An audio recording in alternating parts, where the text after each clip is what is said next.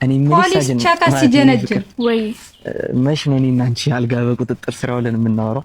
ከጋብቻው በፊት ምንም ነገር ማድረግ አልፈልግም። እሺ መች ነው ካቴና አስሬልሽ ማን ነው ቀለበት አስሬልሽ የምንጋባው? እኔ እንጃ አላውቅም። ምን ማለት ነው አላውቅም? ላንቺ ብዬ አይደለ እንደዚህ የምመላለሰው እንደ እስረኛ ጠያቂ። አላሳዝንሽም? ያው ታውቂልኝ ቤተሰቦቼን ነገር አሁን ራሱ ሞዴስ ልግዛ ብዬ ነው የወጣሁት። እሺ ወይ ለምን እንደዚህ አናደርግም? እንዴት?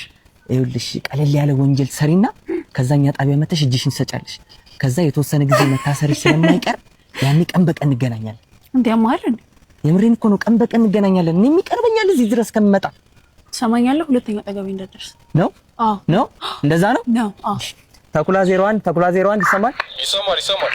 በመንገዴ ላይ መታወቂያ ያለያዘች እድሜዋ ከ25 እስከ 30 የሚገመት ወጣት ሴት አግኝቻለሁ። አሁኑኑ በቁጥጥር ስር አውሏት። አሁኑ ቀጥ ወጣታ ወደ ጣቢያ ቀጥ። ላንተ ብዬ እኮ ዝም ብዬ እኮ ነው የወጣሁት። እንግዲህ ምንም ማድረግ አይቻልም። ማንም ሰው ከህግ በላይ አይደለም። እባክሽ ፍቅረኛ እኮ ነኝ። ረሳኸኝ ነበርሽ። እባክሽ አሁን ግን ወንጀለኛ ነሽ። ደግሞ እንደዚህ ተጀመረ ወይ ዘንድሮ